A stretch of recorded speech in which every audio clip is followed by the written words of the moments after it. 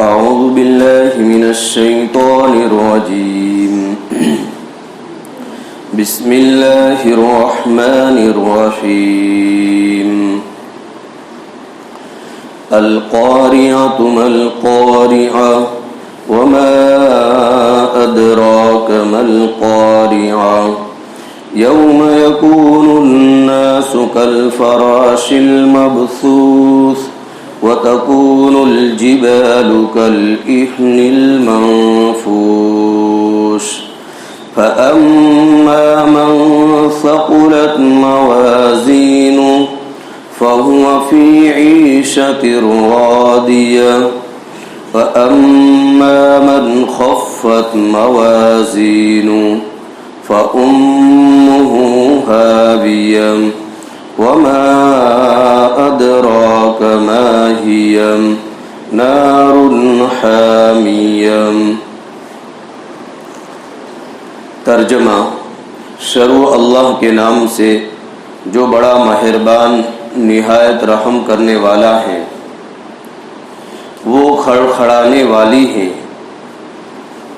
وہ کھڑکھڑانے والی کیا ہے؟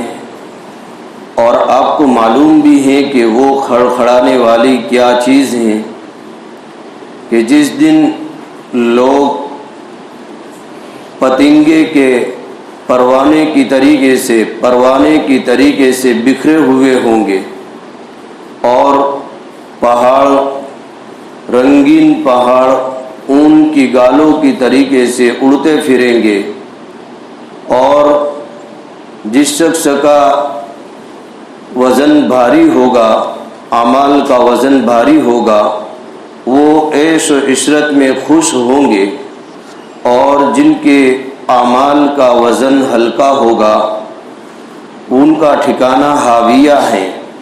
اور آپ کو معلوم ہے کہ حاویہ کیا ہے کہ وہ جہنم کی ایک دہکتی ہوئی آگ ہے۔ یہ سورۃ القاریعہ ہے۔ اس کا ترجمہ میں نے آپ کے سامنے پیش کیا، لیکن اس کا کما حق خلاصہ آپ کو سمجھ میں نہیں آیا ہوگا کہ اس صورت میں کیا کہا جا رہا ہے۔ قاریعہ یہ قیامت کا ایک نام ہے۔ قیامت کے بہت سارے نام ہیں، اس میں سے ایک قاریعہ بھی قیامت کو کہا جاتا ہے، جیسے قیامت آنے والی ہے، اور قیامت یہ برحق ہے، اس سے کوئی آدمی انکار نہیں کر سکتا ہے۔ اگر کوئی ایمان والا اس بات کا انکار کرے، منع کرے کہ قیامت آنے والی نہیں ہے، یہ غلط بات ہے، نعوذ باللہ، تو گویا وہ آدمی ایمان سے خارج ہو جاتا ہے، نکل جاتا ہے۔ جسے ہم ایمان مفصل پڑھتے ہیں، آمنت باللہ و ملائکتہ و کتبہ و رسلہ،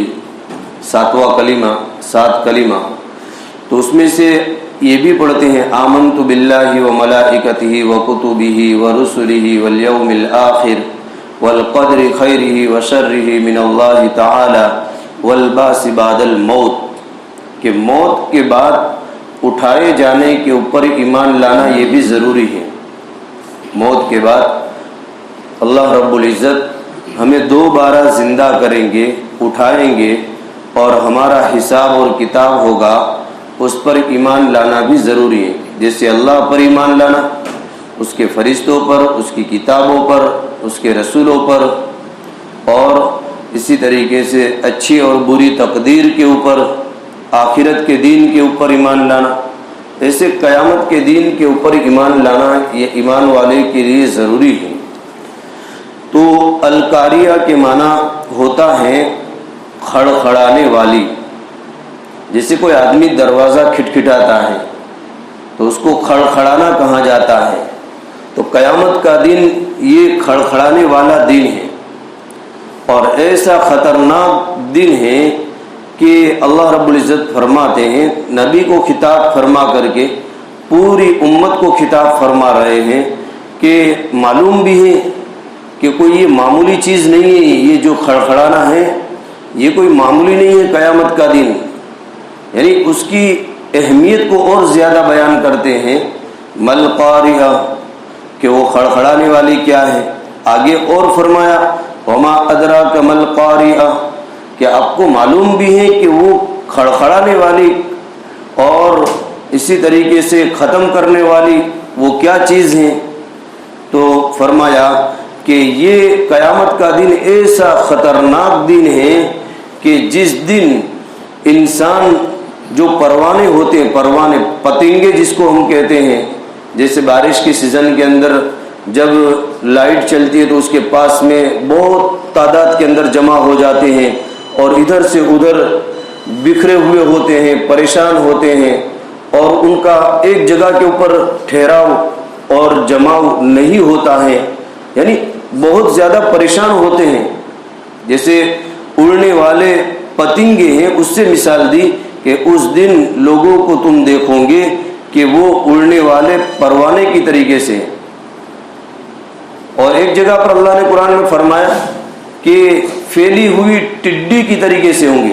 جیسے ٹڈی ایک پرندہ قسم کا ایک چھوٹا سا جانور ہوتا ہے کہ جو کھیتوں میں بیٹھتا ہے تو پورا کھیت صاف کر دیتا ہے، تو جیسے وہ ٹڈی بکھری ہوئی ایک دم پریشان اور منتصر ہوتی، اس طریقے سے قیامت کے دن لوگ پریشان ہوں گے۔ اور قیامت کا دن ایسا خطرناک دن ہے کہ ساری چیزیں ختم ہو جائے گی، ساری چیزیں ختم ہو جائے گی، یہاں تک کہ آسمان پھٹ جائے گا، ستارے بے نور ہو جائیں گے، ستارے بے نور ہو جائیں گے، سورج کو گہن لگ جائے گا، سارے انسان اور جانور مر جائیں گے۔ اور جو پہاڑ ہے نا، اس وقت جو دنیا میں سب سے مضبوط اگر کوئی چیز ہے تو پہاڑ ہے، کہ پہاڑ بڑے بڑے پہاڑ ہم دیکھ رہے ہیں کہ کافر لوگ کہ جب اللہ کے نبی صلی اللہ علیہ وسلم قیامت کا ذکر کرتے تھے کہ قیامت آنے والی ہے، سب ختم ہونے والا ہے، تو یہ کافر لوگ کہنے لگے کہ یہ دنیا میں بڑے بڑے پہاڑ ہیں، مضبوط پہاڑ ہیں، کیا وہ بھی ختم ہو جائیں گے؟ وہ بھی ختم ہو جائیں گے۔ تو اللہ نے فرمایا کہ پہاڑ روئی، رنگی ہوئی روئی کے گالوں کے طریقے سے اڑتے پھریں گے، جیسے اون ہوتا ہے، روئی ہوتا ہے، وہ یعنی کہ بالکل بکھرا ہوا ہو تو کیسے غبار کے طریقے سے اڑتا ہے، غبار کے طریقے سے اڑتا ہے، ایسے اللہ تبارک و تعالی پہاڑوں کو ختم کریں گے اور پہاڑ ریزہ ریزہ ہو جائیں گے، اور روئی کے گالوں کے طریقے سے الگ الگ رنگ کے یہ اڑتے پھریں گے، اڑتے پھریں گے۔ اگرچہ دنیا میں یہ مضبوط چیز ہے، جب پہاڑوں کا یہ حال ہوگا تو انسانوں کا کیا حال ہوگا؟ جب یہ مضبوط چیز ہے یہ ریزہ ریزہ ہو جائیں گے تو پھر اس وقت انسان کیا اگر یوں کہے کہ میں مضبوط ہوں تو یہ کیسے ہو سکتا ہے؟ تو اللہ تبارک و تعالیٰ فرما رہے، اور یہاں پر رنگی ہوئی روئی کیوں کہا؟ کہ ان کے گالوں کی طریقے سے پہاڑ رنگے ہوئے اڑتے پھریں گے، اس لیے کہ پہاڑ بھی مختلف قسم کے الگ الگ رنگ کے ہوتے ہیں کہ جب وہ ٹوٹ پھوٹ جائیں گے تو سب مل جل جائیں گے الگ الگ رنگ کے۔ اور اسی طریقے سے روئی جو ہوتی ہے، روئی جانوروں کے اوپر سے جو حاصل کی جاتی ہے، تو بعض جانوروں میں سے لال کلر کا اون ملتا ہے، بعض میں سے کتھئی کلر کا، بعض میں سے کالا، تو اس طریقے سے بھی مناسبت ہوتی ہے کہ جیسے روئی الگ الگ کلر کی ہوتی ہے، اسی طریقے سے پہاڑ بھی الگ الگ کلر کے ہوتے ہیں، اور اس کی وجہ سے یہ پہاڑ روئی کے گالوں کی طریقے سے کلروں کے ساتھ کے اندر اڑتے پھریں گے۔ قیامت کا دن اتنا سخت دن ہوگا۔ پھر آگے فرمایا کہ قیامت تو آنے والی ہے، اور قیامت کا زلزلہ بڑا سخت زلزلہ ہے، بڑا سخت زلزلہ ہے۔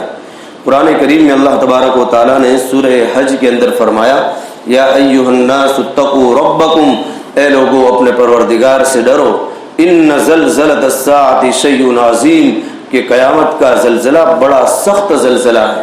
یوم ترونھا تذہل کل مرضعۃ عما ارضعت، کہ تم اس دن دیکھو گے کہ دودھ پلانے والی عورتیں، یوم ترونھا تذہل کل مرضعۃ، اپنے دودھ پیتے بچے کو بھول جائے گی، وتضع کل ذات حمل حملها، اور اپنے حمل کو گرا دے گی، وتری الناس سکارا، اور تم لوگوں کو نشے کی حالت کے اندر دیکھو گے، حالانکہ وہ نشہ نہیں ہوگا، وتری الناس سکارا وما هم بسکارا ولکن عذاب اللہ شدید، کہ وہ اللہ کا سخت عذاب ہوگا۔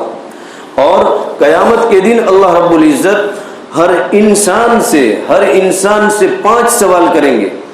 ابن مسعود رضی اللہ تعالیٰ عنہ کی روایت ہے، عن ابن مسعود رضی اللہ تعالی عنہ قال لا تزال قدم عبد من عند ربه حتى يسأل عن خمس وعن عمره فيما أفناه وعن شبابه فيما أبلاه وعن ماله من أين اكتسبه وفيما أنفقه وماذا عمل فيما علم. ابن مسعود رضی اللہ تعالیٰ عنہ فرماتے ہیں اللہ کے نبی صلی اللہ علیہ وسلم نے فرمایا کہ کل قیامت کے دن اللہ رب العزت ہر ایک انسان سے 5 سوال کریں گے، اور جب تک بندہ ان 5 سوال کا جواب نہیں دے دے گا وہاں تک اللہ رب العزت کے دربار سے اپنے قدم کو ہلا نہیں سکتا ہے. سب سے پہلا سوال کہ اپنی زندگی کو کہاں پر لگایا، اپنی زندگی کو کہاں پر خرچ کیا، اچھے کاموں میں یا برے کاموں میں. دوسرا سوال جوانی کو کہاں پر لگایا، کہ گناہوں کے اندر یا نیکی کے اندر. حالانکہ زندگی میں جوانی آ گئی تھی کہ بھئی زندگی کا سوال ہو گیا تو اس میں جوانی بھی آ گئی، بڑھاپا بھی آ گیا، بچپن بھی آ گیا، سب کچھ آ گیا، لیکن الگ سے جوانی کو کیوں بیان کیا گیا؟ معلوم یہ ہوا کہ زندگی یہ ایک اور نعمت ہے، اور اس میں پھر جوانی کا ملنا یہ اللہ کی بہت بڑی نعمت ہے. جوانی کا بوڑھے آدمی سے پوچھے کہ بھئی جوانی کتنی قیمتی دولت ہے، کہ جو آدمی جوانی میں وزن اٹھا سکتا ہے اور طاقت والا کام کر سکتا ہے وہ بڑھاپے میں نہیں کر سکتا ہے، وہ بڑھاپے میں نہیں کر سکتا ہے. اس لیے فرمایا کہ جوانی کے بارے میں پوچھا جائے گا. اور تیسرا سوال یہ ہوگا کہ تم نے مال کہاں سے کمایا، مال کہاں سے کمایا. ہم آزاد نہیں ہیں کہ مال جیسے تیسے جس طریقے سے چاہے غلط طریقے سے مال کو کمائے. اس کے بارے میں بھی سوال ہوگا کہ مال حلال طریقے سے کمایا یا حرام طریقے سے کمایا. اور چوتھا سوال کہ مال کہاں پر خرچ کیا. مال حلال طریقے سے کمانا بھی ضروری ہے اور حلال راستے میں خرچ کرنا بھی ضروری ہے. ایک آدمی حلال طریقے سے مال کو خوب حاصل کرے لیکن حرام طریقے میں خرچ کرے تو پھر یہ حلال کمانا اس کے لیے برکت کا ذریعہ نہیں بنے گا. حلال کمانا بھی شرط ہے، اور حلال جگہوں میں یعنی کہ دین کے کاموں میں، نیکی کے کاموں میں، تقوی کے کاموں میں، اللہ کی خوشنودی کے کاموں میں اور اللہ کی ناراضگی والے کاموں سے اپنے آپ کو اس مال کو لگانے سے بچانے میں یہ ہے. تو پھر قیامت کے دن اللہ تعالیٰ یہ سوال کریں گے تو ہم اس کا جواب دے سکیں گے کہ نہیں یا اللہ، ہم نے تیرے مال کو جو تو نے عطا کیا تھا اس کو صحیح راستوں کے اندر خرچ کیا، غریبوں میں، محتاجوں میں، مسجدوں میں، مدرسوں میں، دین کے کاموں کے اندر، اور تو جس سے راضی ہوتا تھا ان کاموں کے اندر. تو پھر اللہ تعالیٰ ہمیں اس سوال کے اوپر ہمارا چھٹکارا عطا فرمائیں گے. اور 5واں سوال یہ ہوگا کہ جو کچھ تمہارے پاس میں علم تھا، جانکاری تھی، اس کے مطابق تم نے کیا عمل کیا، اس کے مطابق تم نے کیا عمل کیا. کہ ہمیں معلوم ہے کہ بھئی نماز پڑھنا فرض ہے، ہمیں معلوم ہے کہ میرے پاس مال ہے تو میرے لیے حج کرنا ضروری ہے، مجھے معلوم ہے کہ میرے پاس مال ہے تو مجھے زکوٰۃ نکالنا ضروری ہے. اب علم ہے لیکن عمل نہیں، جانکاری ہے لیکن صحیح معنوں میں اس پر عمل نہیں، تو اس کے اوپر بھی پکڑ ہوگی کہ تم جانتے تھے اس کے باوجود بھی تم نے عمل نہیں کیا. اس لیے یہ 5 سوال کی تیاری کا اللہ نے ہمیں دنیا میں موقع دیا ہے. 5 سوال کی تیاری کا اللہ نے موقع دیا ہے، اور یہ موقع موت سے پہلے پہلے. اور پھر قبر کے اندر جائیں گے، ایک سبحان اللہ نہیں پڑھ سکیں گے، ایک سبحان اللہ لاکھوں کروڑوں روپے دے دیں گے، ایک سبحان اللہ ہمیں نصیب نہیں ہوگا. آج موقع ہے اپنی جوانی کو دین کے کاموں میں خرچ کریں. آج موقع ہے کہ اپنی زندگی کو اللہ کی رضا والے کاموں کے اندر خرچ کریں. آج موقع ہے کہ ہم مال کو صحیح طریقے سے کمائیں. آج موقع ہے کہ مال کو صحیح جگہوں کے اوپر خرچ کریں، اور اسی طریقے سے ہم جو کچھ دین کے بارے میں جانتے ہیں اس کے مطابق اپنی زندگی کو بنائیں. اور پھر کل قیامت کے دن، یہ جب قیامت کا دن ہو جائے گا تو کسی کے ہاتھ میں نامہ اعمال سیدھے ہاتھ میں آئے گا تو کسی کے بائیں ہاتھ کے اندر. جس کے ہاتھ میں نامہ اعمال دفتر رجسٹر سیدھے ہاتھ میں مل گیا وہ تو کامیاب ہو گیا، اور جس کے نامہ اعمال بائیں ہاتھ میں ملا تو پھر وہ خسارے اور نقصان کے اندر رہے گا اور افسوس کرتا رہے گا، لیکن افسوس کرنا کچھ کام نہیں آئے گا. اور ہر انسان کو نامہ اعمال ملنے والے ہیں. وَأَمَّا مَنْ أُوتِيَ كِتَابَهُ بِيَمِينِهِ، کہ جس کی نامہ اعمال دانے ہاتھ میں دیا گیا تو وہ لوگوں سے کہتا پھرے گا کہ دیکھو میرے نامہ اعمال کو، میرے رجسٹر کو دیکھو، پڑھو، خوشی میں سب کو بتلائے گا. فَيَقُولُ هَاؤُمُ اقْرَءُوا كِتَابِيَهْ إِنِّي ظَنَنْتُ أَنِّي مُلَاقٍ حِسَابِيَهْ فَهُوَ فِي عِيشَةٍ رَاضِيَةٍ فِي جَنَّةٍ عَالِيَةٍ قُطُوفُهَا دَانِيَةٌ كُلُوا وَاشْرَبُوا هَنِيئًا بِمَا أَسْلَفْتُمْ فِي الْأَيَّامِ الْخَالِيَةِ. وہ تو عیش میں رہے گا اور کھائے گا، پیے گا، مزے اڑائے گا، باغات کے اندر رہے گا، اور وہ کہے گا کہ میرا حساب دیکھو کیسا آسان ہو گیا. اور جس کے نامہ اعمال الٹے ہاتھ میں دیا گیا، وَأَمَّا مَنْ أُوتِيَ كِتَابَهُ بِالشِّمَالِ فَيَقُولُ يَا لَيْتَنِي لَمْ أُوتَ كِتَابِيَهْ. وہ آدمی کہے گا کہ کاش کہ مجھے میرا نامہ اعمال ہی نہ ملتا. وَلَمْ أَدْرِ مَا حِسَابِيَهْ، اور میرا حساب ہی نہ ہوتا. یا لیتہا کانت القاضیہ ما اغنی عنی مالیہ، میرے مال نے مجھے کچھ نفع نہیں دیا. ہلک انی سلطانیہ خذوا فغلوا ثم الجحیم صلوا. پھر اللہ کہیں گے اس کو پکڑو، ان کے گلے میں توپ ڈالو، زنجیروں کو ڈالو اور اس کو جہنم کے اندر ڈالو. خذوه فغلوا ثم الجحیم صلوا ثم فی سلسلۃ ذرعها 70 ذراعا فاسلکوا. اور کہا جائے گا کہ اس کو جکڑ کر کے جہنم کے اندر ڈال دو. انہو کان لا یؤمن باللہ العظیم، کہ یہ قیامت کے دن کے اوپر ایمان نہیں رکھتا تھا. ولا یحض علی طعام المسکین، اور یہ مسکینوں کو کھانا نہیں کھلاتا تھا. فلیس له اليوم هاهنا حمیم، آج یہاں پر اس کا کوئی دوست نہیں ہے. ولا طعام الا من غسلین، اور جہنم کا خون پیپ ان کا کھانا پینا ہوگا. لا یاکلہ الا الخاطئون، جس کے نامہ اعمال بائیں ہاتھ کے اندر دیا جائے گا. اب یہاں پر آگے قرآن کریم میں اللہ تعالیٰ فرماتے ہیں فَأَمَّا مَنْ ثَقُلَتْ مَوَازِينُهُ فَهُوَ فِي عِيشَةٍ رَاضِيَةٍ، کہ جس کے اعمال کا وزن بھاری ہوگا وہ عیش اور خوشی کے اندر ہوگا. اب اعمال ہمارے وہاں پر تولے جائیں گے، وزن کیے جائیں گے. ہم جتنے دنیا میں عمل کرتے ہیں، کل قیامت کے دن اللہ تعالیٰ انصاف کے ترازو کے اندر، چھاپڑے کاٹا جس کو بولتے ہیں، اس کے اندر اللہ تبارک و تعالیٰ تولیں گے، وزن کریں گے. اگر ہمارے عمل کا وزن بھاری رہا، اچھے عملوں کا وزن بھاری رہا، تب تو ہم عیش و عشرت کے اندر ہوں گے. اور اگر ہمارے عمل کا وزن ہلکا رہا تو پھر اس کے لیے حاویہ ہے. حاویہ کیا ہے؟ کہ وہ جہنم کی ایک دہکتی ہوئی آگ ہے جو بہت گہرائی کے اندر ہے، انڈی ہے، بہت گہرائی اور انڈی ہے اور سخت آگ ہے. تو اس لیے ضروری ہے کہ ہم اپنے اعمال کو ایسے قیمتی سے قیمتی بنائیں تاکہ ہمارے عمل کے اندر وزن پیدا ہو. عمل کے اندر ہماری نماز ایسی ہونی چاہیے کہ وزنی ہو، ہمارا حج وزنی ہو، ہماری ہر عبادت وزنی ہو، دین کی جتنے اعمال ہیں وزنی ہو. اور وزنی کیسے ہوگا؟ اعمال کے اندر وزن کیسے پیدا ہوگا؟ تو سب سے جو بنیادی چیز ہے اعمال میں وزن پیدا کرنے کے لیے اخلاص، کہ اخلاص کے ساتھ میں عمل کیا جائے. ہر عمل کو ہم کریں تو صرف خالص اللہ کے لیے، اللہ کی خوشنودی کے لیے، کہ میرا اللہ مجھ سے راضی ہو جائے. دنیا والوں کے لیے نہ کرے، ریاکاری اور دکھلاوے کے لیے نہ کرے. ہم نماز بھی پڑھنے آئے تو بس اللہ کی رضا مقصود ہو، روزہ رکھے اللہ کی رضا مقصود ہو.